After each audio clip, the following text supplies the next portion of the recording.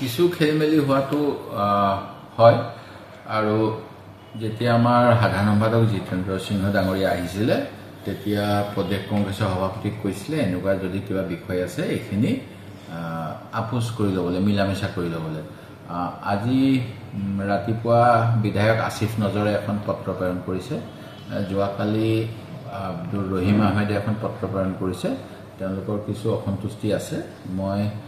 এই বিষয়ত বেছি মন্তব্য দিব নোৱাৰো নিয়ম মতে হ'ব লাগে মই সেই গতিকে আমাৰ সভাপতি আৰু যিসকল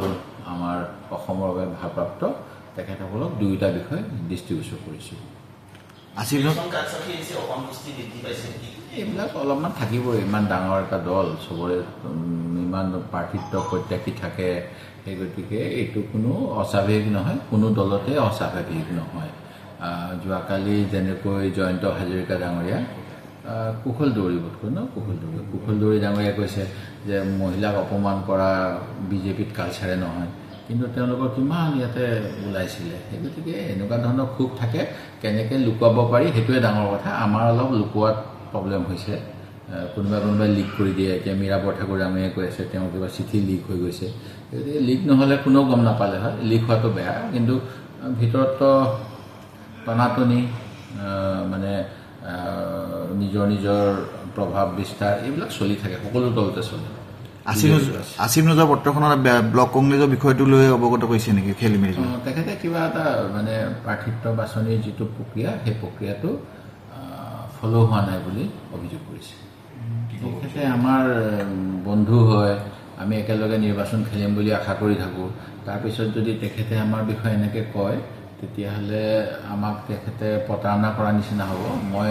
ৰাইজৰ দল ভাল বেয়া মইতো কৈ নাথাকোঁ মইতো একো নকওঁ তেখেতেও মোৰ দলটোৰ বিষয়ে এনেকুৱা ক'ব নালাগে মোৰ মনত দুখ লাগে ন মোৰ দলটো ইমান বেয়াকৈ ক'লে মই সেই গতিকে তেখেতে এনেকুৱা কথা নক'লে বিৰোধী ঐক্যটো শক্তিশালী হ'ব মই সেইটোৱে আশা কৰোঁ অসমখন মানে কংগ্ৰেছে চলাই থকা বুলি ভাবে এতিয়াও তেনেকৈ এইটো কেনেকৈ হ'ব এইটো আমাৰ যদি তেওঁলোকে ক'ব বিচাৰিছে যে মানে যিসকলে কংগ্ৰেছ দলক প্ৰতাৰণা কৰি বিজেপিলৈ গ'ল তেখেতসকলক যদি কংগ্ৰেছী বুলি স্বীকৃতি দিব বিচাৰিছে অখিল গগৈয়ে আমাৰ মুখ্যমন্ত্ৰী ডাঙৰীয়া হওক জয়ন্ত মল্লবৰুৱা ডাঙৰীয়া হওক পীযুষ ডাঙৰীয়া হওক তেতিয়াহে এইটো কথা হ'ব মইতো তেনেকৈ ভবা নাই আপুনি বিচৰা বাতৰি পাব কেৱল নিউজ 18 এপত নিউজ 18 এপ ডাউনলোড কৰিবলৈ স্কেন কৰক এই QR কোড গুগল প্লে ষ্টৰতো পাব এই নিউজ 18 এপ